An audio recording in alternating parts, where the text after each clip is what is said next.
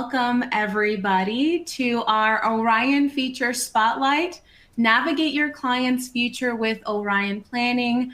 I am your host, Consuelo, and I'm an external product training consultant here at Orion. And as you can guess, this is a very, very special webinar because we have the one and the only Ben Stout. Everyone give a round of applause. Welcome, thank you. I'm the senior geek planner at Orion, so I appreciate being here. Thank you for being here.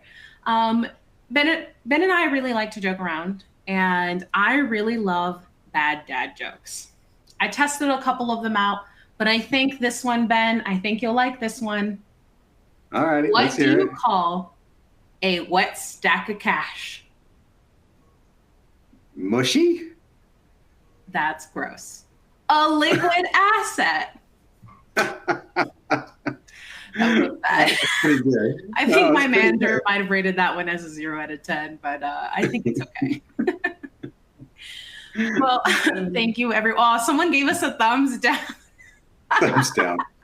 That's okay. I didn't say I was good at jokes. I'm better planner than I am joking. Yeah, we're better at Orion than we are at jokes, I promise. Before we get into our presentation here with Ben, we do have a little bit of a disclaimer that this webinar will go over features that you may not have access to. Please reach out to the administrators at your firm if you have any questions. Finally, the time that everyone has been waiting for, Ben, our learning objectives. What are we going to be going over today?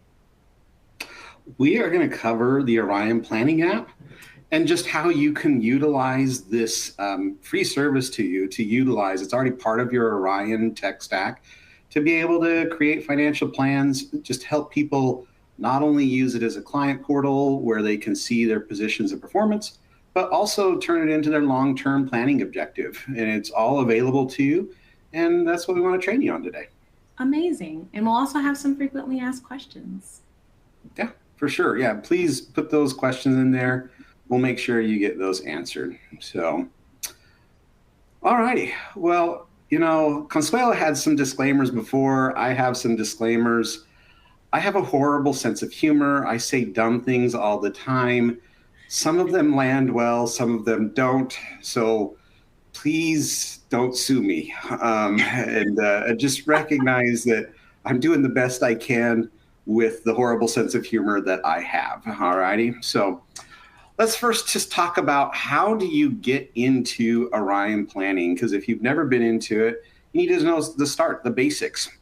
So for those of you that have RedTel, I want to show you what you can do and what not to do.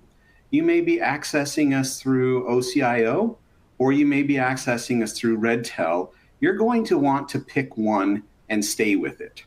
So this screenshot that you see here right now is when you have essentially the ICIO or the Orion Connect, and it's framed into RedTel. You see the number 1 up there, like first you'd have to click Orion.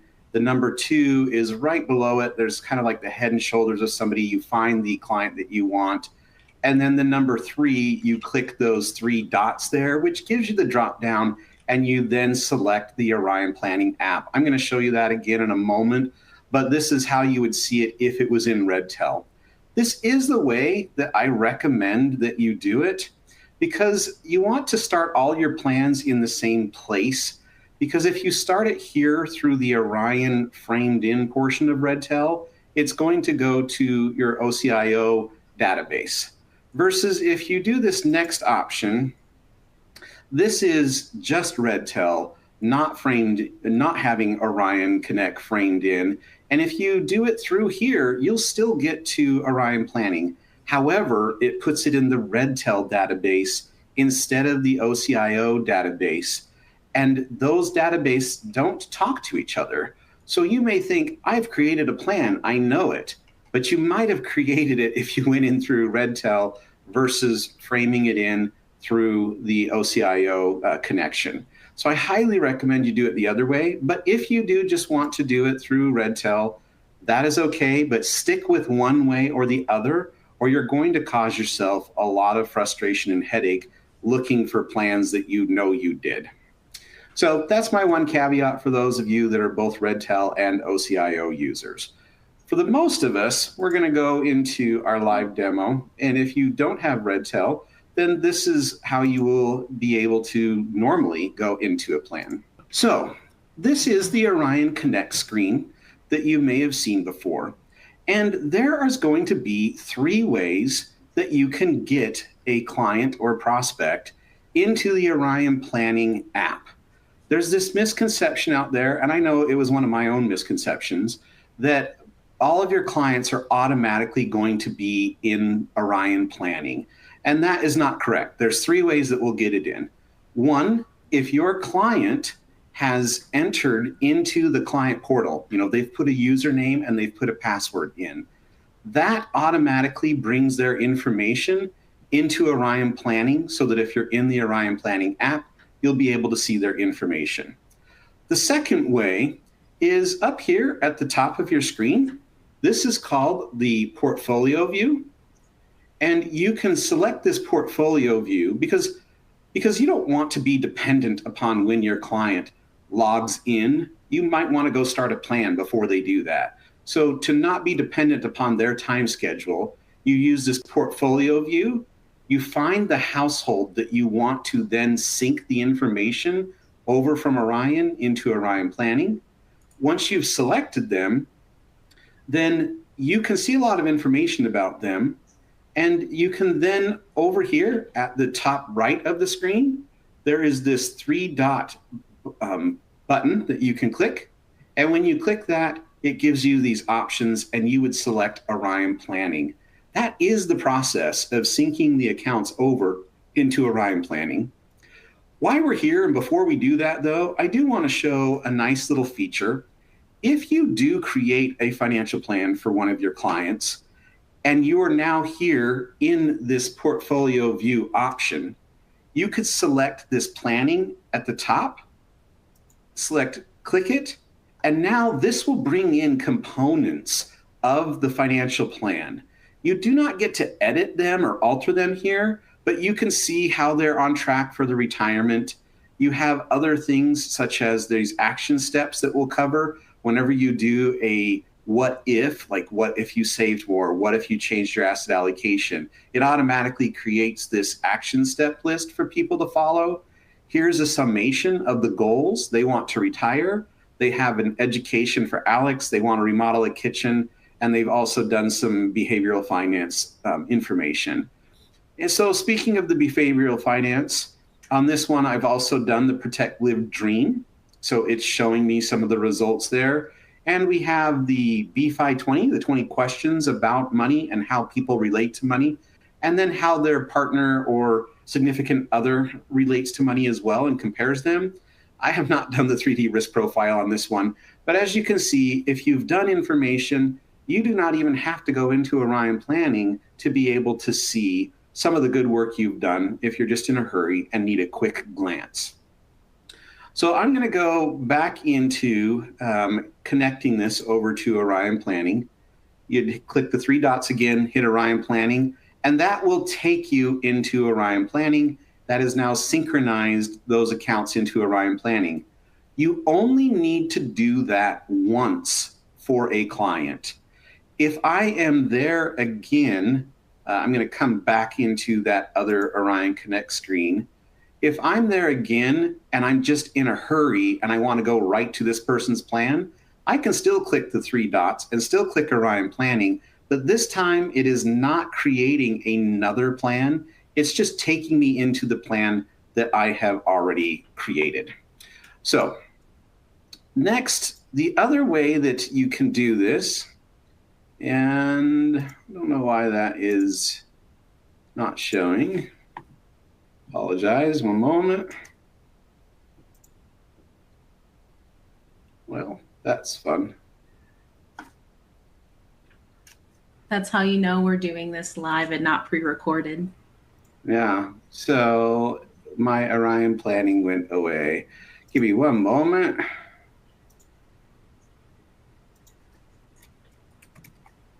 We'll have this fixed in a jiffy. Well, while we're waiting, someone was kind enough to share a new joke with us. Fantastic. So,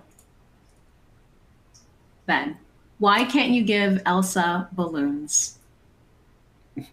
I have no idea. And I hope we get, because she'll let it go. Nice. Well done, Consuelo. So, I love these. Thank you for sharing that. yeah. And thank you for filling some time for us. Okay. Back to the Orion Connect screen. The second way that this is still, I'm going to call this 2.1. It's still the same concept of syncing the accounts over. But if you're more familiar with this portfolio app icon right here, then that is the other way that you can do this. You can come to Portfolio Audit. You can then click on Households. You could then enter in the household that you want to do. And you just find their name. You click them once so that they become a yellow color. And when you did that, up at the top right corner, the word links appeared. That was not there before. When you click links, it gives you a drop down and you can select Orion Planning. They both do the exact same thing though, whether you do Portfolio Audit or whether you do the Portfolio View. If you've already done a plan for a client before and now you just want to go directly into Orion Planning, you're going to look for this app. It's gray has an abacus in it. If you don't see it in your list of apps, you might want to click the more here and you can search for it there. Or if you're still struggling to see it, you can do what I do because I hate looking. And you can just say Orion Planning up at the top in the searching for something and select it. However navigates for you is the best. I'll just click on the app over here, and this takes me into Orion Planning. So I told you there was 3 ways to bring somebody into Orion Planning. 1, the client logs in. 2, you sync the information. And the third one is you add a prospect here. I know this says client. The irony is not lost on me, but I'm giving you some best practices. If it's a client that has accounts reporting through Orion, you want to do the other 2 methods that I already demonstrate. If it's a prospect, come here and click this add client, and you could just type in the prospect's name.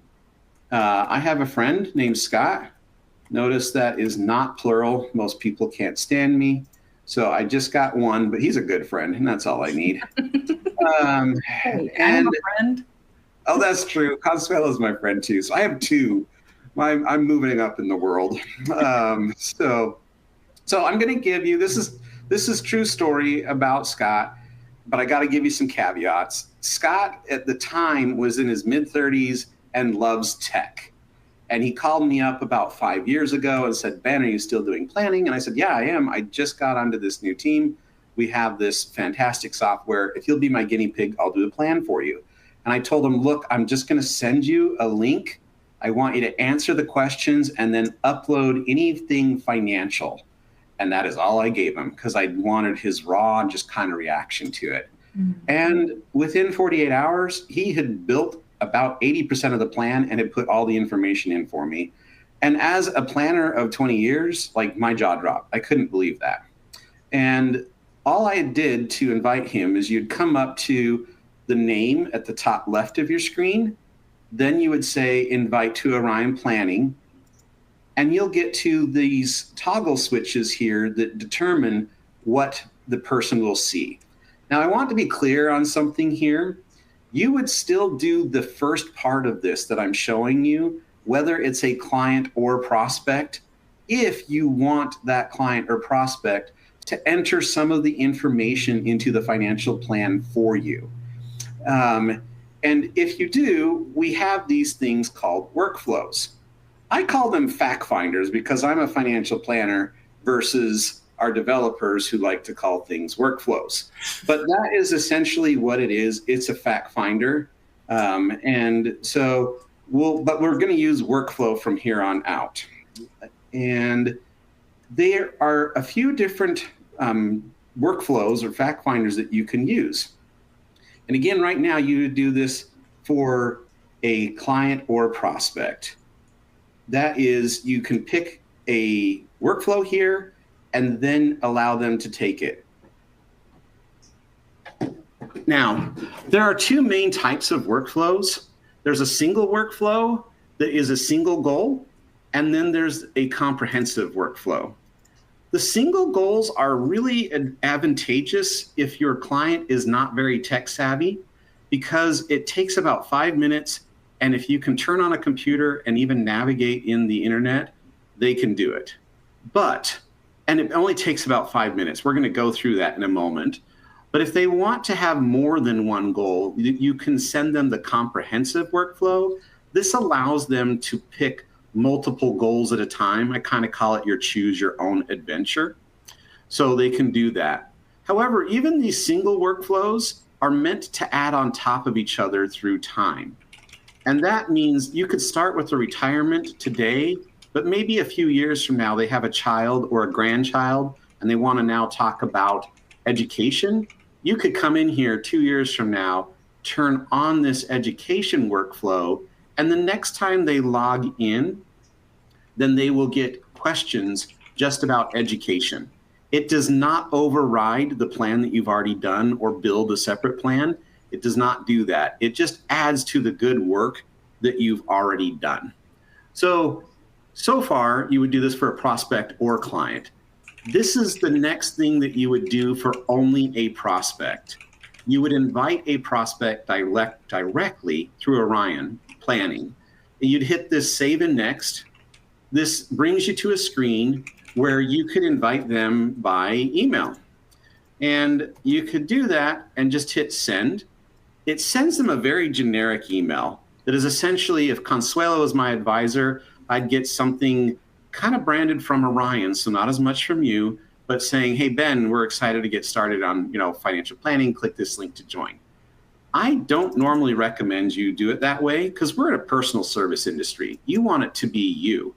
So if you click the URL option, you would still put in an email for this prospect, but then click Get URL. This now gives you a custom URL for just this prospect's plan that you can then copy and put into your own email to that prospect. That way it's coming from your email domain, your email signature. You can put in your own note or your own email to them and paste this in. If you like this option, kind of a pro tip to help you out, I would highly recommend you build some type of template within your email manager so that all you have to do is pull up that template, put in the person's email, paste in this URL that is custom just to their plan, and you're off to the races. Don't do this for clients. Clients, you just tell them to go log into the client portal. And the next time they log into the client portal, whatever workflow that you want them to see when they log in next, it will launch into that workflow. Hey, Ben, I have a quick question. Absolutely. Is there a way for a client to bypass the workflow that you have assigned to them so they can get back to it later? There is not. Okay. So if it comes, that's a great question. So when it comes up, they have to complete it. And if you are thinking, oh, I don't know if they have time right now, you might want to call them ahead of time and let them know, because if they're logging in just to see their investments and their accounts, they could maybe get a little frustrated going, where is my information? Right. So definitely for that client, I would give them a heads up before you do that. So, okay. And they don't get like an email notification when you assign those workflows. It's just as soon as they log in, they'll see it. For a client, yes. For a prospect, they get either the generic email, or you as the advisor would send an email to them with the URL. Okay. Yep, great question. So was there any other questions before we move on? Let's see, not on workflows. So we have a couple other questions we can get to at the end. Great, fantastic. Well, I'm going to take you through the retirement workflow.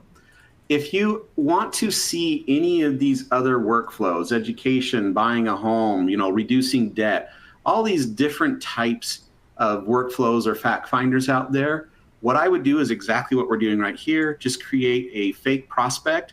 And I'm going to save you time from also creating fake emails and logging in. You can just hit this save and preview button down here, and it will take you in as if you are that prospect or client and allow you to see what they will see when they log in. So I'm going to click that, and we're going to do this workflow together. It'll take a few minutes. So we've made it very sleek and modern. One question per screen. Your logo, if you've done your proper setup, will be up there. There's a progress bar, so they'll know how long this is going to take. And these are going to be questions that they should know the answer to. Scott's wife is named Chris, so I'm just putting her in. And at that time, this was their age. And they have more than one child, but just for sake of time, we're just going to put in their son. And you can see these are not difficult questions. We are like 4 questions in, and we're already almost halfway done with this workflow. So it asks what state they live in, so that not only can we calculate the federal income tax, but that if the state has an income tax, we calculate that as well. Mm-hmm. We also, they're just putting in their gross salaries. So these are not difficult questions for most people. Now, this will mess up a plan very fast. Most clients do not read this exclude your mortgage and other loan payments. So they think of it all together. They put in maybe $10,000 a month. And later on, when you ask them a few more questions, because these single goal fact finders or workflows, they're going to capture a lot of information, but they're not going to capture everything you may want. They're meant to be easy for the client or prospect, but you'll need to do some follow-up. So later on, when you follow up and you ask them what their mortgage is, and they say, oh, it was $3,000 a month, and you put $3,000 a month in, you've now made $13,000. So you need to ask them, hey, that $10,000 you put in there, did that include your mortgage? Oh, yes, it did. And you would need to back that out later on. So very common mistake, just trying to help you avoid that. It could ruin a plan very fast. Now we're on the retirement workflow. So it's asking, have you started saving toward this goal? And I'm going to just make a quick statement here. If this was a client versus a prospect, then the accounts that are feeding in through Orion would already be listed here. So that client would not have to enter accounts that you're already managing. But they could still add other accounts that you might not be managing. There's all sorts of different account types that they could add. I'm just going to add 2 for today, 401k for Scott. And we'll put in, this is a little more complicated area as well, particularly with the Secured 2.0 Act. We now have like regular pre-tax, Roth, after-tax, or a mix. So if a client or prospect's putting that in, sometimes that could be a little confusing for them. But I'm just going to stay simple today and do regular 401k. He's putting in a percent. He's saying, hey, I'm putting in 3%. There's an employer match over here. They match 100 up to 6. And I already have something I need to go talk to Scott about. Why are you leaving free money on the table? We'll put one more account in for Chris. She's a nurse, so we're going to have a 403B. She's a better saver. And we'll just do the pre-tax as well. And she's putting in more of her income. And her employer gives her a much better match. And we'll move on from there. So the next one is just asking, do you have a pension? We all know that defined benefit pensions are kind of on the endangered species list. But with that, I'll just show you that they're there. You can say a pension type, hey, it's a joint, and it's Chris that owns it, and it's going to be $3,500 a month. You'll notice here, it's not asking, well, how much goes to the survivor? That's what I mean by this is meant to be simple for anyone. And you as the advisor are going to want to ask a few additional questions later, but it's going to get the bulk of the information in. And then later on, you could say, oh, that's a 50% or 75% to survivor or whatever it is that they have chosen. So the last screen they get is just a data validation screen to make sure they haven't mistyped anything. They could hit finish. Now, on this particular prospect, I did not give them the ability to see any of the results until I was ready to show them the results. So they just get this, thanks for your patience, your information's being reviewed. If this was a client that you're now trying to engage in a planning relationship with, it would then just revert back to their client portal. They'd be able to see their positions and performance and transactions and all of that. I'm coming back into my view as the advisor, and a few things have happened. Up here at the top right of the screen, there's this little red bell that lets me know I have a notification. And if I click on that, it says Scott has completed the retirement workflow. So I know it got done. I'm not going to go to my email, but I also just got an email saying Scott has completed that. So you, as the representative, will know they've completed it. And I need to finish a quick aspect about Scott that I didn't know was going to happen. I was surprised that he got it done so fast. What I didn't know is fast forward 5 years later to here we are now today, and almost any of my clients who have input the information with me, my conversations with them, my annual reviews with them are very much different. They feel more vested in the plan because they helped build it. They navigate around better in it because they helped build it. So it's a fantastic way to be able to engage with that client. Now, that does not mean that that's for everyone. I'm going to play devil's advocate right now. I know when I was doing way more fee-based financial planning, if I had sent this to some of my clients, they would have said, Ben, why am I paying you if I'm the one putting this in? Or they would have just been confused and it would have hurt the relationship instead of helped it. So you as their representative are going to need to decide how to engage with that specific client. Now, just that information that we put in from that single goal, I came up here and I clicked the goals result flag at the top left. And this is just kind of the 30,000 foot overview. I only have one goal in here, retirement, and it's saying it's funded. If I click into this goal, it gives me more information. And just from that much information, I can see how their retirement is going. Now we're going to come back in and we'll show more of this in a moment. I want to now quickly show if you don't want to use the ability to have a client or prospect fill in some information, how would you do it as the planner? You know, you could have your own fact finder, whatever you want to do, but when you're building the plan entirely on your own, you're going to spend 90% of your time in this profile icon right here. And if you click the profile icon, it'll give you a list.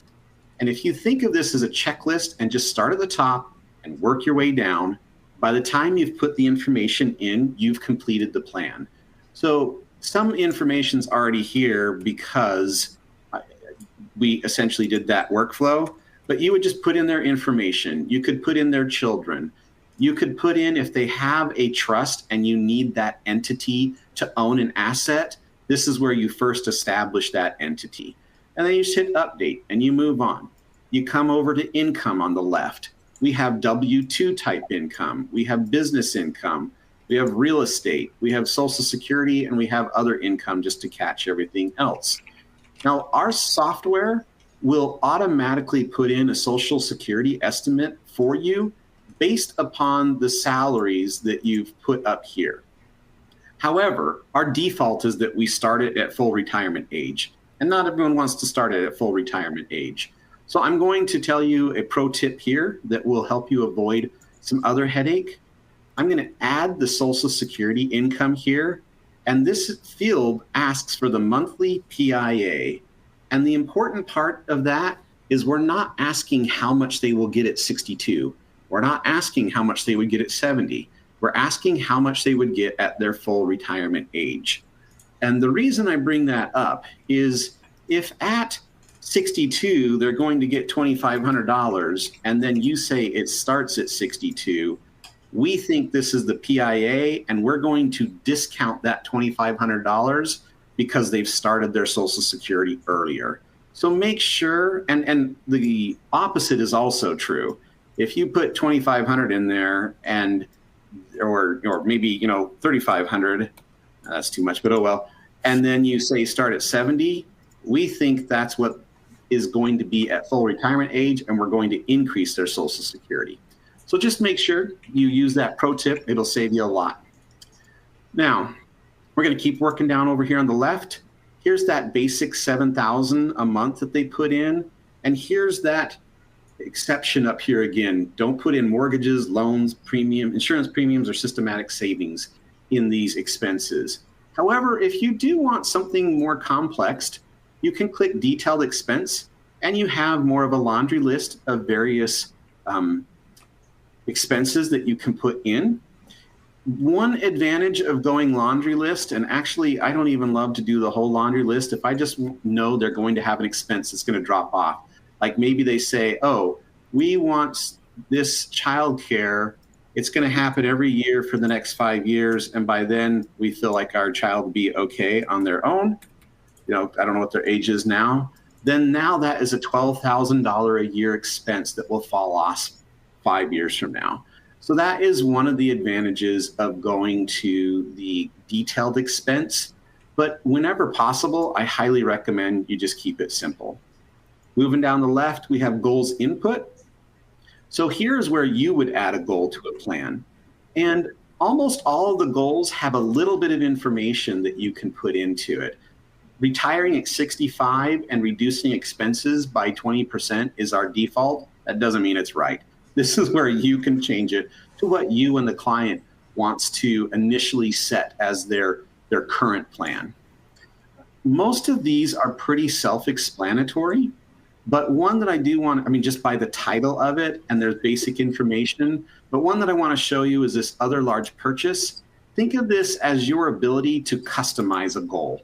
Maybe they want to remodel a kitchen in 2030, and it's going to cost $75,000. You now have a goal specific to them of what they wanted. Now, I know you wouldn't remodel a kitchen 3 years in a row, but maybe it was a goal that was going to happen more than 1 year. You could click, I clicked on that kind of fast. You could click on the select reoccurring purchase here. And then very similar to that custom expense, you could say, I want this to happen every 1 year for 3 years.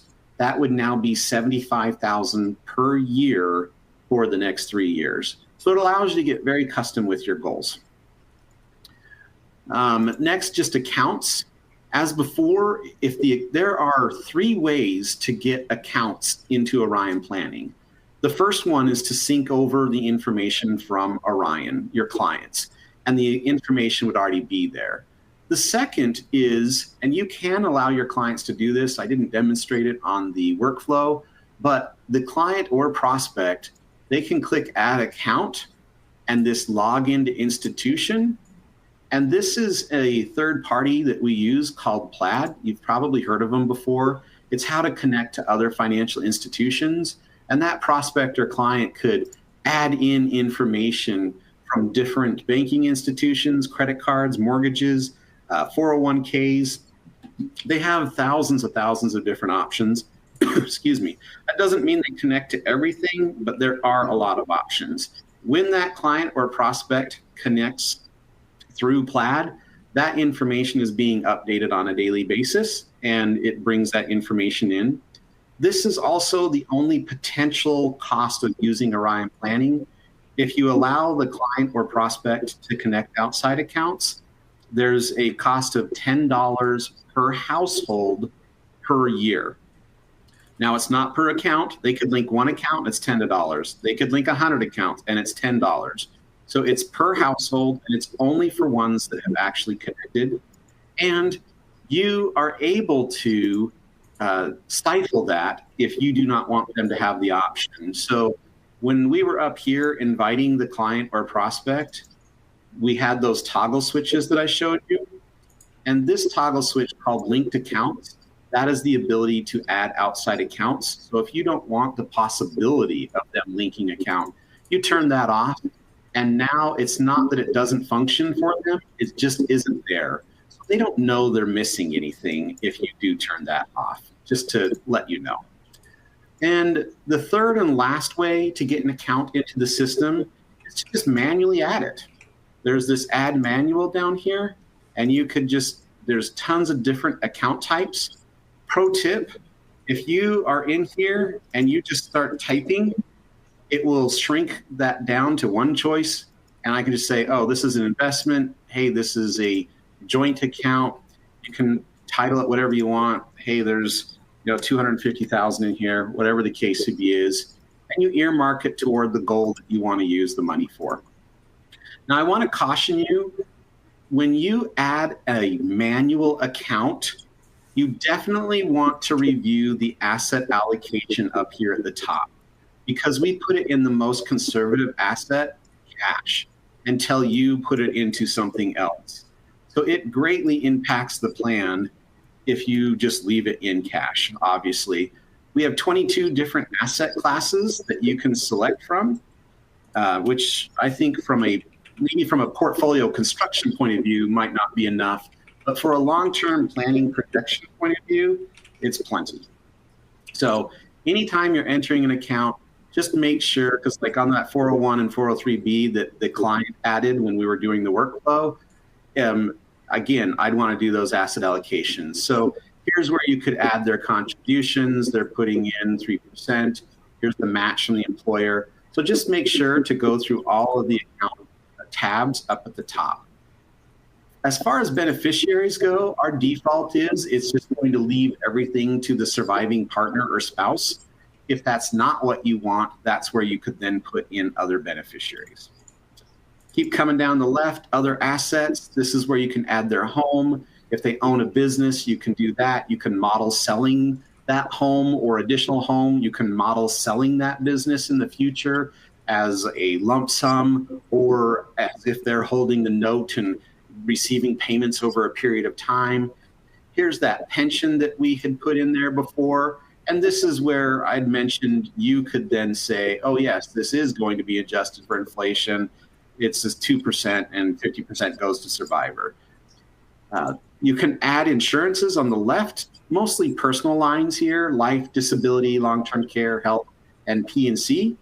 But similar to the accounts, make sure that when you add it, you're going on all the tabs coming across the top. You're putting in the information here. Is it term? Is it permanent? Is it death benefit? Policy details. Is it group? Is it individual? What's the premium?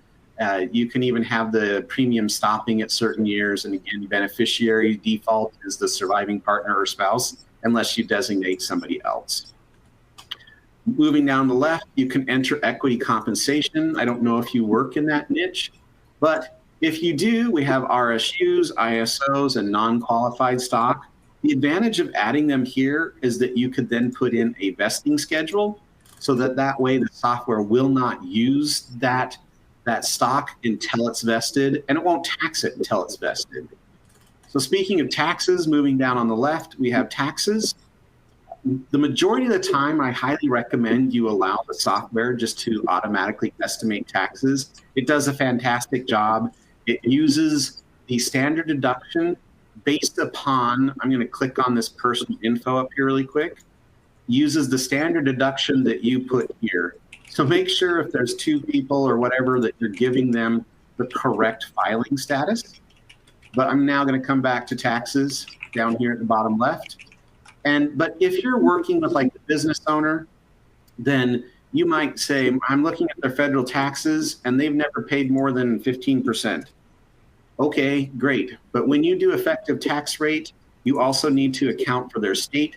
Maybe they have 7% in state. So you can just say, okay, 22% taxes out the door. But most of the time, I recommend using the automatically estimate. If they're going to retire to a different state, for example, maybe they're saying, hey, we're going to go retire to Florida.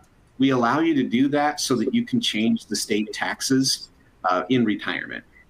And then lastly, this risk profile over here on the left. If a client or prospect was in your office with you, you could come to risk profile, click the assess my risk profile, and they could take a risk tolerance questionnaire right in the plan. However, even if you don't want to build a full-blown financial plan for somebody, we do have the risk tolerance questionnaire as a workflow. And you could just initiate that and just do a workflow with them. So once you've gone through the leftover here, your plan is now built. And if we click on the goals result and come back to retirement, here their plan looks much better now that we filled in some information. We have typically two plans, a proposed plan and a current plan. The current plan you build over here in the profile icon, but the proposed plan is allowing you to make changes. We call those what ifs. I don't care what planning software you're using. It's just planning 101, right? You want to delay the goal, reduce the goal, put away more money, change your asset allocation, die early. Whatever option you want to use. I don't know why people don't like the last one as much, but they don't. So over here in this what if under general, we can change retirement ages. And if they go, wow, we're looking pretty good, could we retire earlier? I don't know, let's see. And we plug it at 60 and it immediately changes it. And if they're okay being at 6 million versus 9 million, then you say, sure, you apply the plan. If you don't like it, you hit cancel and it goes back. Here's where you can model changing their life expectancies, changing how much they're spending in retirement, modeling additional savings. You know, hey, according to the budget that you've given me, and I would question this, you have $6,000 a month left. How much are you willing to put toward retirement? Oh, we could do another $2,500 a month. And that immediately changes the graph over there. And you go, great, fantastic. You can either apply it to the plan, which only changes the proposed plan, not the current plan, or you can hit cancel and it just goes back. You can change their asset allocation. We have a pre and post-retirement asset allocation. You could model them starting Social Security at different times, earlier or later, and how does that impact the plan? You can do a stress test due to inflation or a single market drop over time. You can model Roth conversions, and the profile change allows you to do things such as maybe they have 2 or 3 homes and the retirement isn't looking so good. You could model selling one of those homes. Or you could say, hey, they're going to retire at 60, but now they're going to take on a consulting gig for the next 5 years, and you could put in some additional income. So these what ifs are very useful. You can use them however you want. Here is some ways that I talk to people. This graph that we're on is called the overview graph right here. I'd like to call it the ain't realistic, never going to happen in a million years graph, because it's just unrealistic. On this graph, it gets a perfect rate of return where the market never recaptures anything. But what I do like to do is use it as more of a behavioral conversation. So I talk to people and say, let's talk about things that are in your control. Barring death or disability, you can decide when you're going to retire, how much you're going to spend, how much you're going to save. You can even control how much risk you want to take relative to the market. And so I talk to them about those things, and we use this to compare so they can see how their decisions impact their long-term results. Maybe they say, hey, could we spend more in retirement? Now, pro tip for you here, I hate thinking in terms of percentages. So if you grab this and scroll all the way to the bottom, if your client just goes, hey, could I live on $150,000 a year? Now, use today's dollars. The software will put all this into future dollars for you. Oh, no, if you do 150 and retire at age 60, you're going to be out of money by the time you're 72. Well, how about could I live on, 110? And you plug that in there. Still not good. And like, well, I don't want to go less than 110. So we click that. Well, you might need to work longer. Great, because that's in their control. We're willing to work to 65 again. And you can change these variables right there in the conversation with them. And that way they get to participate in it. Now in this overview graph, it looks like they're fine. Well, not completely fine, but it technically has money at the end. And then I say, let's talk about things that are out of our control. And we can come to a Monte Carlo. And now there's market fluctuation within there. This is not going to come out well. So only a 41% chance of them making it. But then I just go back to, okay, let's talk about what's in your control again. Hey, do you want to save some more money? yes, we could do that. We're willing to save, that $2,500 that I didn't do before. And by saving some more money, it's recalculating it, puts them up to the 93. They say, we're happy as clams, you're done. So it's a quick and easy way to utilize this tool. Closing up on a few other aspects, on the left side are reports. In our reports, we are definitely a hybrid where we have goals, but we also have cash flow. So this is showing their cash flow on a year-by-year basis. Anything that has a plus sign can be opened up. So you can see, oh, well, of that 250, 125 is his, 125 is hers. Or if I want to look at taxes, what's my FICA, federal and state? Or if I want to look at contributions, how much is going into the 401k and to the 403b, et cetera. And you can go look at any year that you want to. We also have a balance sheet, very similar. Anything that has a plus sign, you could say, why did I grow from 838 to 930? Well, 13.5 of that was earnings, 78,000 of that was contributions. That also includes the employer's contributions here on the balance sheet. So that's being all captured. We have advanced reports on the left. These, we already have kind of some of these various reports that you could look at, like, hey, I want to look at this R&D report. What could be there that? However, you do have, within reason, the ability to customize some of a report that you could then use for other people. And how you would create a report is you'd click on this button at the top right here. Looks like maybe a book or something. And anything that's already checkmarked is already included in the report. And you can have up to, I want to say, 15 fields. A very common one that a lot of advisors like. If we come down here, oh, sorry, went too fast. You could focus on incomes. You could focus on outflows. You could focus on taxes if you just wanted to build a report that's more detailed about taxes. So you could really build what you want. Included in that, though, the one that a lot of advisors like to add is the distribution percent. So they apply that, and I got to uncheck something. There's too many that are checked up there, but we'll just uncheck those. Okay. If we hit apply there, then it still is fighting me. All right, let's see if that works. So now if I scroll over, here's my distribution percentage. And in their younger years, they're earning, they're not taking out. But by the time they're retiring, here's a distribution of how much they're taking out and showing. That's not necessarily full-blown planning, but it's a great gut check to just see what they're doing. We also have an asset allocation report. I didn't recommend anything on the what if of changing it, but if this was their current on the left, you could in the what if say, what if we got more aggressive, and it would show comparing and the rate of return there, etc. And then we have this action step report on the left. Anytime you allow the software to create one of those what ifs, it creates an action step like that $2,500 saving more per month. It's a great thing to give at the end of a meeting when they don't remember everything you've said. You can just say, here's this is what we need to do by the next meeting. So it's a fantastic aspect. And lastly, I like to present digitally. So just like I'm showing you here today, if you're in this digitally, what I would recommend is this icon up here that says present at the top right.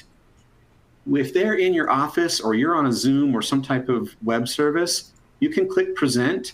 This now goes into, it would have your logo at the top left, and this is what they would see, and it has full functionality. So that's the best way to present digitally. However, if you want to print something for them, this download PDF icon, or if you prefer to navigate by clicking the name and then download PDF, that brings you to a presentation, which is just a collection of reports. Similar to those advanced reports, you can build what you would like to do. So if you want to present in a different order, you can drag and drop these.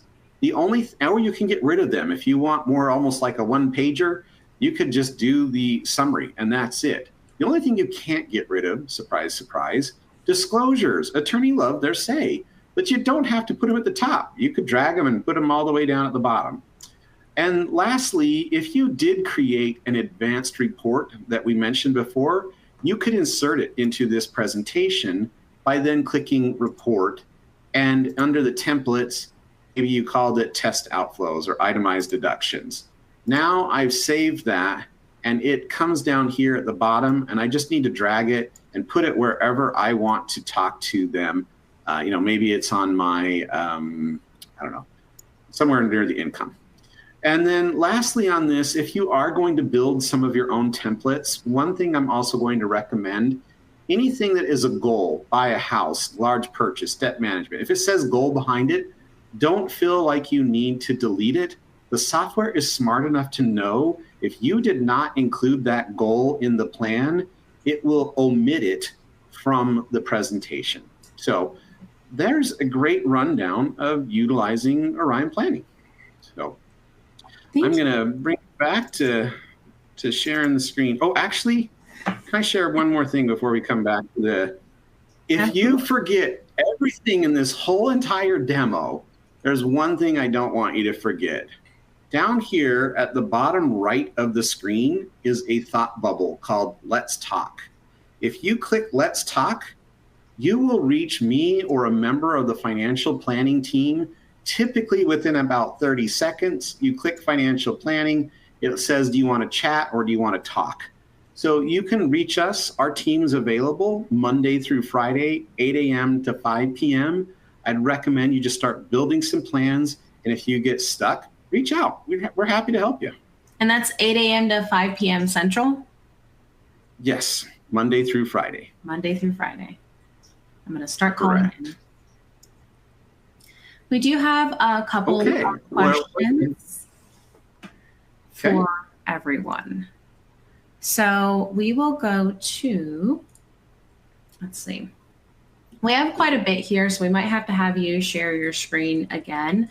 But I wanted to first ask, going back to the workflows that we talked about, how what's included in that account workflow and how is that used?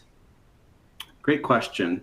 So if you use the account workflow, that allows the person, the prospect or client to access adding through Plaid. Versus when I just did that retirement, they only had the ability to add manually. The accounts allows, it like just forces them to put in any account, whether it's manual or through Plaid. And I should have also said, because this kind of goes to that, if you do use the comprehensive workflow, which is a little bit more complicated, one of the advantages is that the client or prospect can add accounts and also add Plaid accounts there. So great question.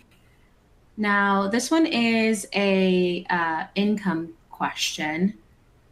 Can you customize the income to different tax brackets? For example, I have some private equity clients who get paid in carried interest that is taxed as long-term capital gains. Great question. So in our reports, we'll come, had a little oops going on there, no big deal though. In our reports, this cash flow here that shows these taxes, this is more taxes from like earned income, property taxes, etc. Versus if I come to the balance sheet, then here would be more like your private equity or anything that, well, I wouldn't do the retirement accounts, I'd do these. If I'm looking at this one, it's like, oh, okay, on this 106,000, I had 7,300-ish of earnings. We had 800 of short and 200 of long-term capital gains. So for any of your taxable accounts that are just like turning over or using some, the capital gains are accounted for in the balance sheet. So yes, we do have different taxes for different types of income. Okay, awesome. Our next question, is there a Social Security maximization calculator in Orion? I'm going to say yes and no, depending on how you were looking at that.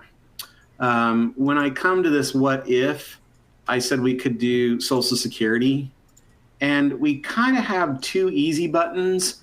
Maximize assets means we're going to start Social Security earlier. so that we don't have to dip into our investment portfolio as fast, versus maximize benefits is I'm going to postpone taking Social Security. And it tries to find an optimized amount. But what I will say is you're still going to need to tweak it. So I can show you this, like if they were normally going to take it at full retirement age, if I pop this to 70 for Scott, sometimes it doesn't show a huge amount on the screen. Like when I do this, look at the graph and it might not move too much. It moved just a little. But if I continue to scroll down here, then at the bottom, I at least get this great comparison of, hey, if I take it at 67, I'm going to have about 30, almost 4,000 and 3,700, versus if I wait till 70, 4,800 and 46. And here's my potential lifetime benefits of 4.9 million versus 5.4 million. So it definitely can help you answer those. So that's why I say yes. But if you're looking for just I don't want to have to think about it and I'm just going to push a button and it will do everything for me, then I'm going to say no. It's kind of Social Security assisted. Okay. Well, thank you. We definitely have a lot more questions, but since we don't have time, we're going to follow up with the individuals whose questions weren't answered today. Sure. So we've accomplished a lot, Ben. You have taught us a lot. You've taught us how to use Orion Planning, how to navigate the application, look at how to create a plan, use the workflows, the what ifs. So we talked about a lot of information. And again, there are a lot of related resources that we have made available for you to get some more answers to your questions as well, or if you want to learn more about any of the topics we talked about. But lastly, I just want to say thank you to everyone for joining us. Thank you so much, Ben, for being here and giving us all of your knowledge and all of your guidance as a planning expert here at Orion. Glad to be here. And it takes time to answer some of these questions.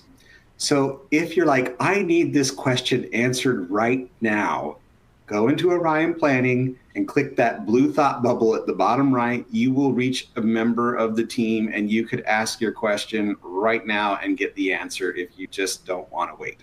And that's perfectly fine. Perfectly fine. Thank you, everybody. Thank you, Ben. I hope you have a great rest of your day. Bye, everyone.